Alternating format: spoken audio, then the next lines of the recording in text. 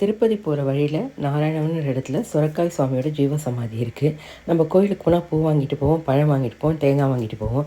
But இந்த கோயிலுக்கு போனோன்னா அங்கே சுரக்காய் வாங்கிட்டு போய் கொடுத்து அர்ச்சனை பண்ணோம்னா நினச்சது நடக்கும்னு சொல்கிறாங்க. இந்த கோயிலோட ஹிஸ்ட்ரி அந்த கோயிலோட ஐயர்கிட்ட கேட்டு தெரிஞ்சுக்கலாம் வாங்க. சுரக்காய சுவாமிகளுடைய ஜீவ சமாதி குரு தத்தாத்ரேயர் சுரகா சுவாமி அவதாரம் பண்ணி சமாதி அடைஞ்ச இடம்.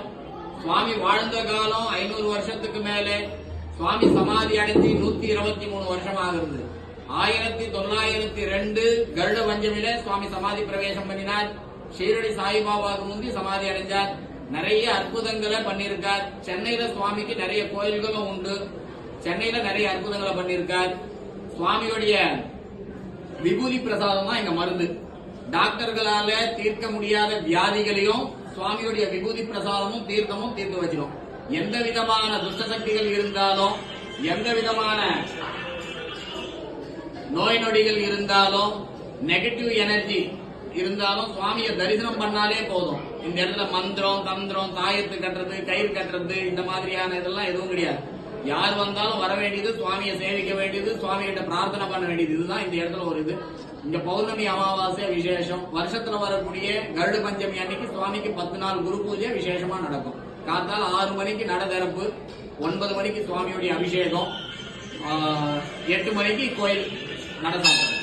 இந்த இடத்துல சொரக்கா சமர்ப்பணம் பண்றது எதற்காக அப்படின்னா, தத்தாத்திரேயருடைய சரித்திரத்துல முதல் அவதாரம் ஸ்ரீபாத வல்லப அவதாரம். ஸ்ரீபாத வல்லப அவதாரத்துல ஒரு புண்ணிய கஷேத்திரத்துடைய பவித்திரத்தை காப்பாத்துறதுக்காக அந்த புண்ணிய கஷேத்திரத்துல ஒரு அவதூதரா அவதாரம் பண்ணி சமாதி அடைவன்னு சொல்றார். எந்த ஒரு புண்ணிய கஷேத்திரமா இருந்தாலும் அந்த இடத்துல கண்டிப்பா ஒரு சமாதி கோயில் இருக்கணும். இங்க சாட்சாத் மகாலட்சுமி தாயார் பத்மாவதி தாயார அவதாரம் பண்ணி திருப்பதி பெருமாளை திருமணம் பண்ணின்ற இடம்.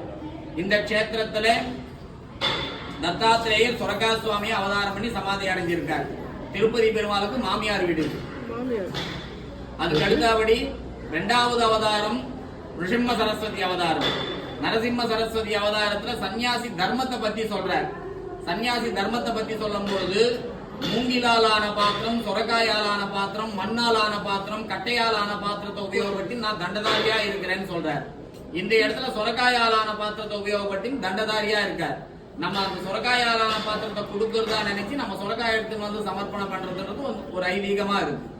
இங்க சுவாமியுடைய ஒரு பிடி பிரசாதமே எந்த விதமான நோய்களா இருந்தாலும் தீர்த்துடும். சுவாமி இருக்கும் போது டாக்டர்களால கைவிடப்பட்ட வியாதிகளையும் ஒரு பிடி சாதத்தால குணப்படுத்தியிருக்காரு. இது சுவாமியுடைய விசேஷம்.